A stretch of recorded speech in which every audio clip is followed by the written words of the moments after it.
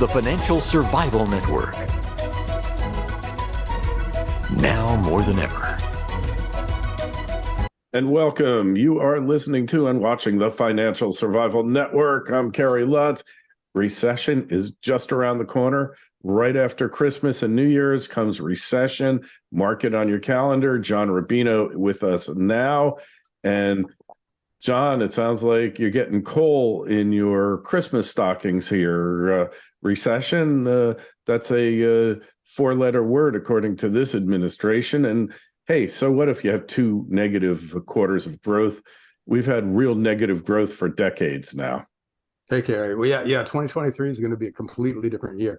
But let me start by apologizing for my voice. I spent the last couple of weeks with the unknown virus of unnamed origin. I think, it was, that might have been made in a Chinese lab. Is that the one you're coming to? The one that might have, according to the conspiracy theorists.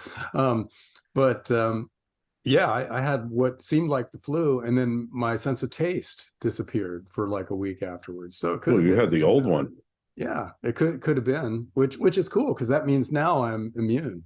Well, not according to a certain three-letter government agency, which refuses to admit the existence that there are other types of immunity other than acquired through certain treatments, shall we say, to put it in as best code as we can. Well, leaving the economics aside for a second, that's another reason why 2023 is going to be a fascinating year, because a lot of the truth about a lot of the things of the last few years will come out. And maybe some people will be held to account for it. It would be wouldn't that be nice? Maybe too much to hope for, but it's possible that we'll see some of these guys be perp walked into the courthouse where they belong. And then, I'll believe. Hey, we've both been around a while here. That just doesn't happen. But maybe we'll be surprised for once, and maybe we will owe it all to the Wizard of Austin, right? We'll see. It is interesting to see a lot of this stuff be released. And two things happen. Obviously, Twitter. And then the other is that the Republicans have a tenuous but real control of the House of Representatives this time around, which means they can investigate stuff. Yeah. So put those two things together, and there's a lot of evidence, and there's a certain amount of will to pursue that evidence. So we'll see. But I think that in the coming year, we'll be watching a process that could lead to a good place, or to at least a really interesting place. We'll see. Interesting, yes. How good? I'll believe all that when I see it. But all these things coming out, and I'm kind of going out of order here, but the Twitter files. Well, let's start with the economic news first. Homebuilder sentiment that is crashing through the floor. Well, yeah, the reason we should be expecting a recession in the coming year is that there's a lot of really bad stats coming out now, and Homebuilder sentiment is one of them. In other words, what's happening now is home builders are getting a lot of cancellations where they sign deals with people, and then the customer is finding out that, I don't get a 2.5% mortgage on this deal anymore. It's going to be 7%. Yeah, which means my monthly payments are twice as high as they would have been when I signed up. So I can't do this. I can't retire and build this house at the same time. So there's cancellations everywhere you look. So even with, actually, this adds to the story because commodities are going down in price in a lot of cases, and lumber is one of the big ones. So you would normally think that's great for home builders, right? If lumber goes from $1,600 per whatever lot they use, whatever their unit is, to $400, which is what has happened, that makes houses cheaper to build. But it's not enough to offset the increase in mortgage rates.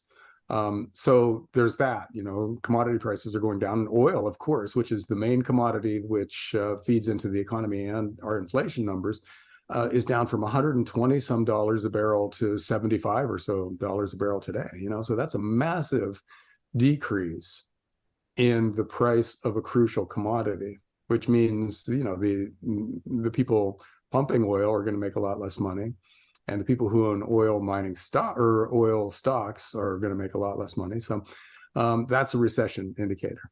And lots of other commodities are way down. And now, meanwhile, the stock market is rolling over too. We've had 2 bad weeks, and then today is another bad day. This is Monday. And from that, from a falling stock market, you get a negative wealth effect. In other words, people who have a lot of stocks and felt really rich over the last 10 years now feel stupid and poor, and they're going to be a lot less likely to buy stuff. So you add it all up, and a recession of some kind, maybe mild, maybe extreme, is basically unavoidable in the coming year, which takes us to some other interesting places with government debt and stuff like that. Yes. Yeah. It takes us really, whoever thought we were going to be in this situation? I mean, we always knew it was coming. I have to give like a hat tip to David Stockman. We had him on the show recently, and he actually had a book. It's called The Great Money Bubble. Where do you get that from? And protect yourself from hyperinflation and the coming devaluation. So even David Stockman knows the money bubble is here and it's happening. Well, see, now here's how that happens. Here's how that thesis plays out, even in a world of deflation in a lot of ways and a slowing economy. Because what's happening now is, as the central banks of the world raise interest rates, that's increasing the interest cost of all the connected governments, which means they have to pay a lot extra. The U.S. is up about $300 billion a year over its previous interest costs. And that's only going to rise as they have to roll over all of their debt at higher and higher interest rates. So they have to borrow the extra interest cost, which means deficits are going to explode. Our deficit will be $1 trillion higher 2 years from now than it is now, just because of extra interest costs, which means our total debt goes up, which means our interest costs start rising exponentially if interest rates don't come back down. And so that's kind of a death spiral for the world's currencies, because once your debt starts soaring in that way, which you can't stop without cutting interest rates, the currency is kind of between a rock and a hard place, because soaring debt is bad for the value of a currency. And then the central bank being forced to cut interest rates back to negative territory, that's bad for the value of your currency.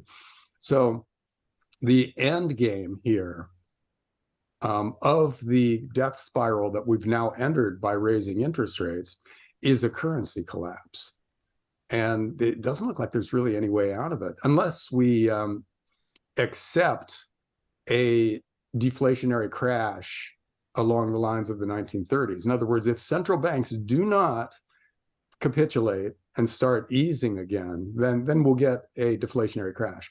But of course, central banks are going to capitulate and start easing again. So that's where we're going to end 2023. We're going to go into it with a weaker and weaker economy and dramatically rising government debt and interest costs, et cetera, et cetera. And we're going to end the year. This, of course, is if we avoid a nuclear war. If that happens, all bets are out. But assuming we avoid one, right? Yeah. But if it's just finance that we're talking about, just the economy, then what will happen is we'll end the year with the central banks of the world capitulating and going back to zero interest rates or negative interest rates.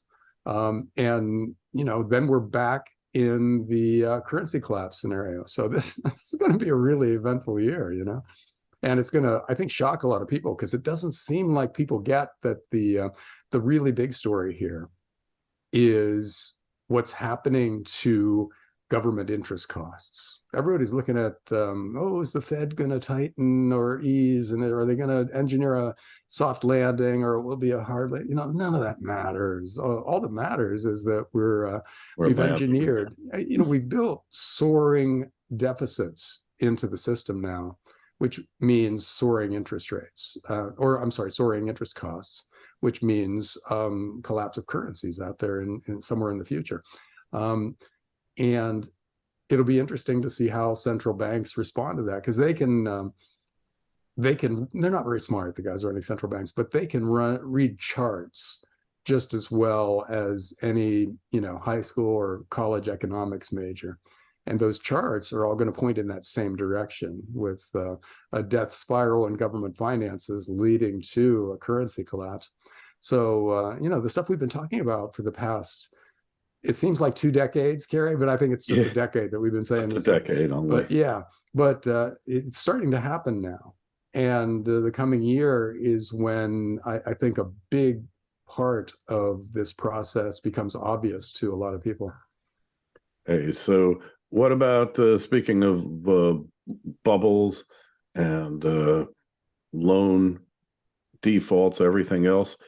We're seeing this in the auto industry, which is about time, because they've been pumping more and more cars, more sales into the channel by easy credit. So that's something that has to go as well. Well, yeah, that's another recession indicator now. Car prices just soared over the last 3 or 4 years. And in the process, a lot of people took out a lot of really big loans with long maturities. And now car prices are starting to roll over, which means the people who took out those monster loans, those car mortgages, are underwater.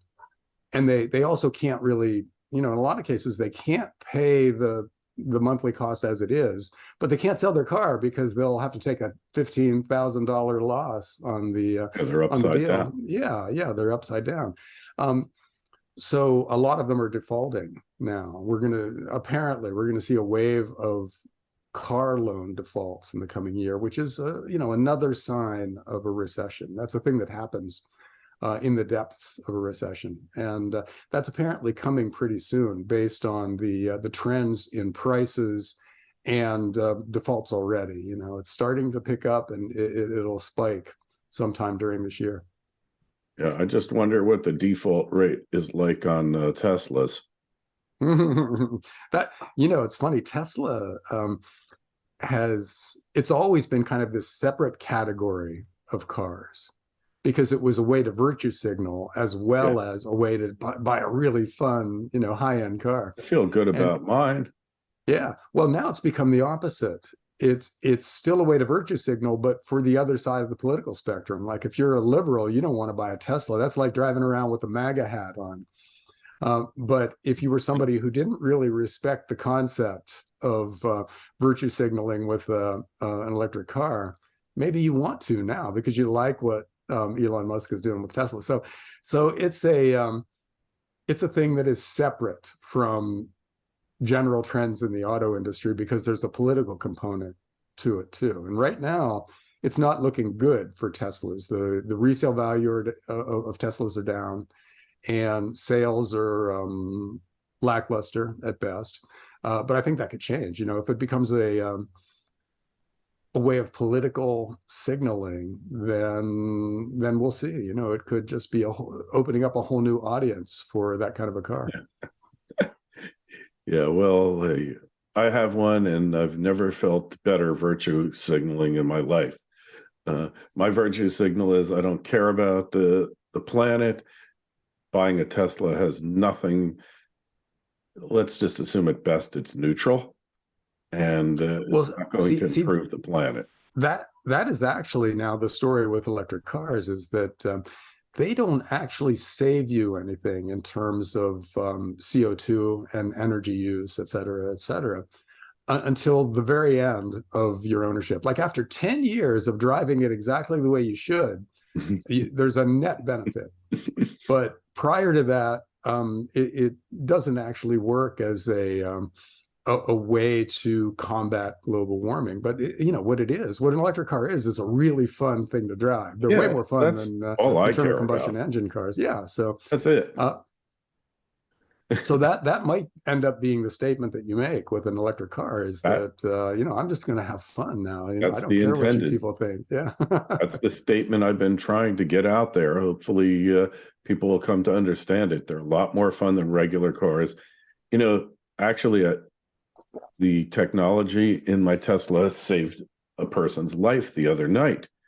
All right, I put it on for the so-called full self-driving FSD, which means you got to watch that thing as if it was a kid getting their learner's permit, because you totally can't trust the car on FSD. And it's dark out. I'm on a divided road, and I have it set for 49 miles an hour. The speed limit's 45 on that stretch. It's dark, can't see anything. All of a sudden, the car brakes.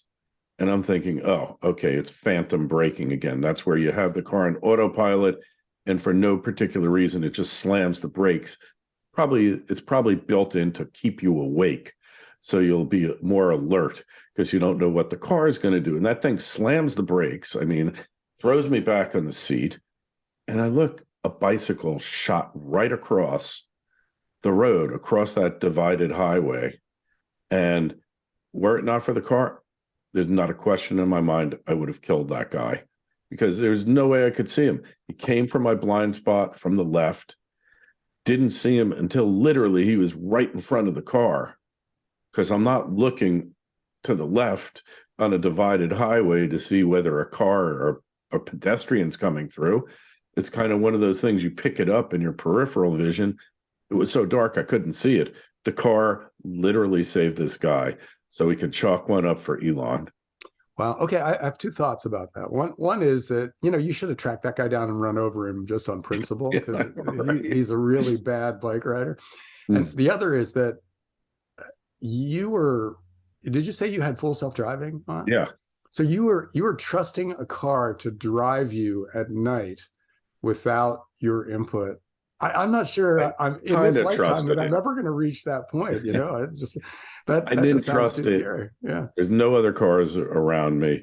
I didn't trust it to the point where I would take my eyes off the road or, start sending texts. Not that, although you can do that on the highway, it's fairly safe. But local streets, no, I'm actually using it on a local street, and I'm just following up the car, because it actually drives better. It pins you in the center of the lane, and you can take over anytime you have to. And no, I felt bad, because I felt like, I was going against Darwin's teachings here. And like, now we've got this guy, obviously bad gene pool, and he's going to be around for how much longer and wreaking havoc. And we could have been done with him.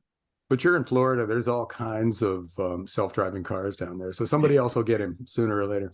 We can only hope. One of the interesting, the thesis for buying Tesla stock for the last few years has been the fact that they're the leader in self-driving, and they're going to build up a database. In other words, but I mean, they're going to accumulate so much more data than any other self-driving car. And that's going to accelerate their AI's emergence. In other words, they'll get better and better at an accelerating rate until that becomes the product they're selling. They will license their self-driving technology to every other car maker, because it's by far the best, and then they're untouchable. Then they're a software company, not a hardware company. So they are in large measure now a software company. But, they do have the best programmers in the world there. There's not a question. They're able to do more with less people than any. Hey, let's talk about Musk's acquisition of Twitter for a moment as an example of the way he does things. All right, there were 7,500 people working at Twitter when he took it over. There's 2,000 now. There were thousands of contractors, contracted censors. They called them trust and safety. I call them distrust and censorship. And he fired all these people. And honestly, the platform has never worked better. They're coming up with innovative services. Yeah, there's been some hiccups, mistakes along the way. But what were all those people doing? And what are they doing now that they weren't doing before? Basically, they were doing nothing but saying no, no, no, no, no, right? Well, there are whole sections of people in the world who should be fired and then go on to like work in warehouses or drive Ubers or something like that, where they're doing something productive. And social media censors are obviously one of the big categories of people that ought to go on to do something productive. And then, on Wall Street, you got a bunch of people like that too, like commodities Schleps. We call them schleps. Derivatives traders. Okay, derivatives are a quadrillion-dollar business. You could eliminate that whole thing, and not lose a single instance of societal benefit anywhere. And those guys could be, driving Ubers or landscaping or whatever, things that actually need to be done. But yeah, social media censors are a prime candidate for repurposing. I mean, they had one company, he laid off 4,000 censorship contractors. 4,000 of them. Yeah. I mean, can you just imagine? No wonder the platform was so slow. It had to go through the censorship department before it got posted. It just was unfathomable.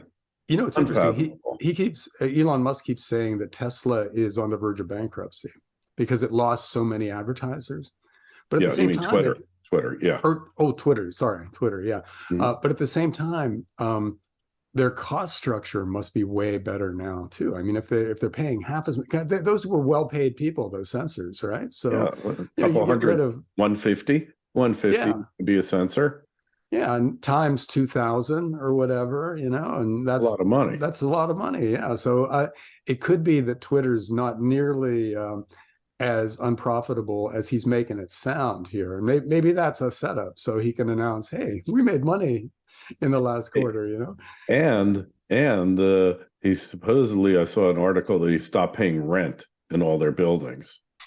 Now, I don't know if that's true or not for Twitter, but obviously they need a heck of a lot less office space. And, maybe he can find a better use for it. Maybe he'll turn it into a giant Tesla showroom there in San Francisco. There are a lot of synergies between a car company and a social media company, so they might be able to make something happen. But you also saw the Twitter poll that he ran this morning, probably, right? Where he said, should I step down as CEO? And the yeses are way ahead of the no's. So it could be that he's obligated to leave the company now anyhow, which I think in the end would be better if he hired somebody who is actually really competent but low key. I think that would be better. Yeah. But they've got record usership now. They're going to be selling subscriptions. And I think he might very well have just put up that survey to bring out all the bots. Right? Because he honey trapped the bots. And now they know every single bot and they'll all be shut down. And, you can't put anything past them because it's the old... the canary to find the spy, right? And you send a note out to each person who you think it is with slightly different phrasing, and then when you see it come back, then you know who it was. And it's the canary in the coal mine. I can't remember how they call it, canary trap.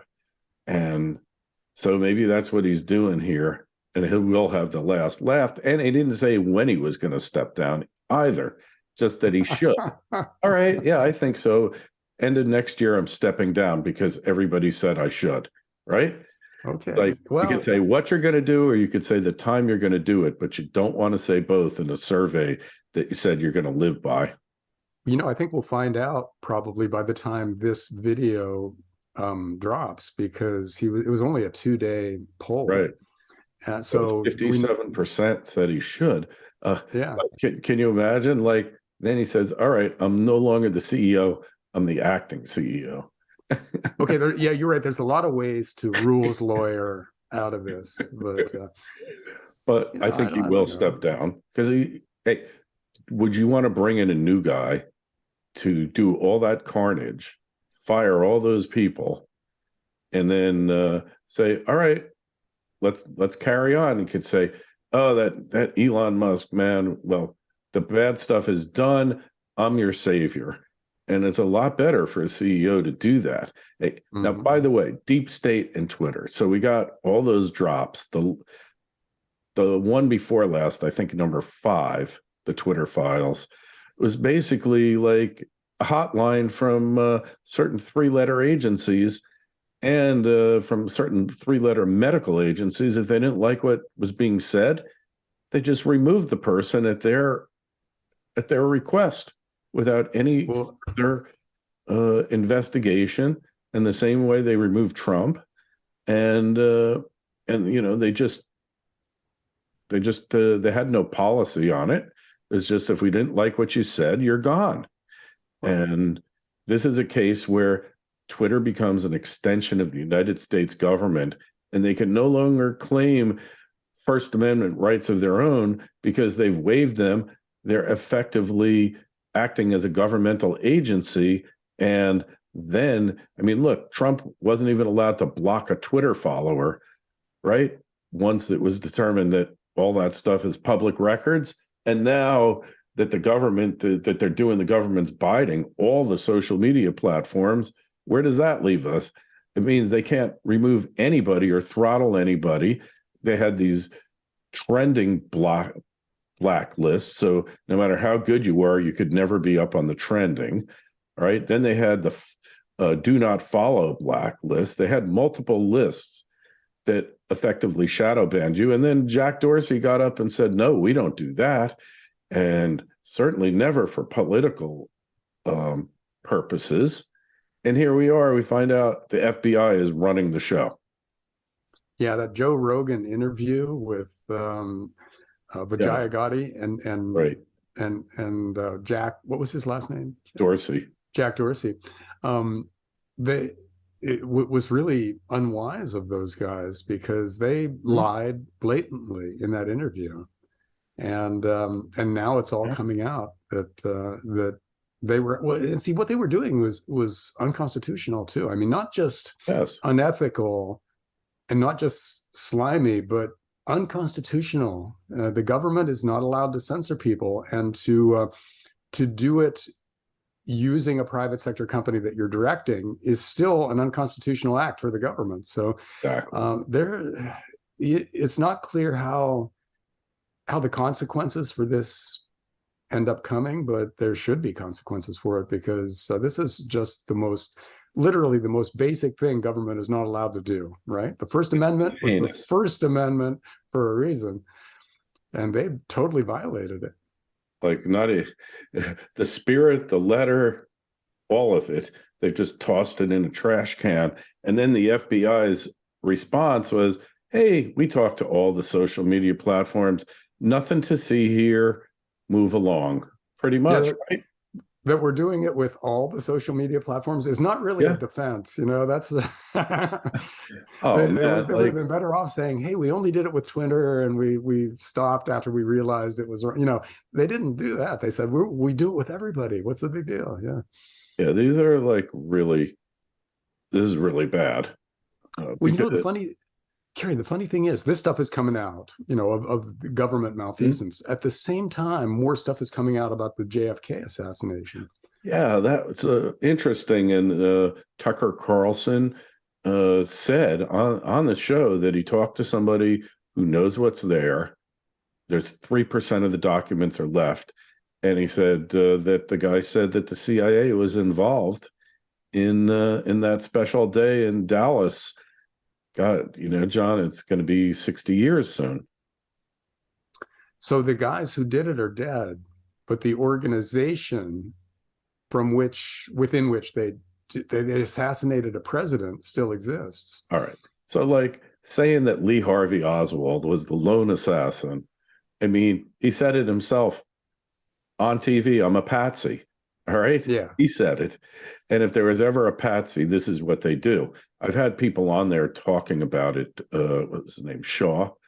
He wrote 5 books on it. I had Johnny, I can't remember, Rossi, the guy from The Godfather, who said that he was Frank Costello's errand boy and dropped off money and documents to the guy who was the head of the New Orleans mob and had met Oswald, and that a whole bunch of people ceased to exist after the assassination. They just got rid of them all. I mean, my son has a friend whose grandfather, I think it was at Parkland Hospital that day. and he was sworn to secrecy, but now he's 80 something years old. He doesn't care anymore, and he's saying whatever he wants. But yeah, now it's no longer a question of protecting individuals. It's a question of protecting institutions, right? Yeah. If you're running for president, it seems like you could have a great platform where you say, I'm going to, all the UFO stuff, I'll release it on day one. On day two, I'll tell you what happened with JFK. Because everybody, we all kind of think we know. And what we think we know is terrible for the government. Yes. So you might as well release this stuff and just get it over with. Because, it's possible that the FBI and the CIA need to be done away with and replaced with something a lot cleaner and a lot less scary. But that's hard to imagine that happening. Yeah. Well, I love the concept of it. Hey, well, we are done for today, but in any event, make sure you go over to financialsurvivalnetwork.com and tell us your comments on the YouTube channel. Email me, KL@kerrylutz.com. John, we'll talk to you in a couple of weeks. Thanks for coming on. See you, Kerry.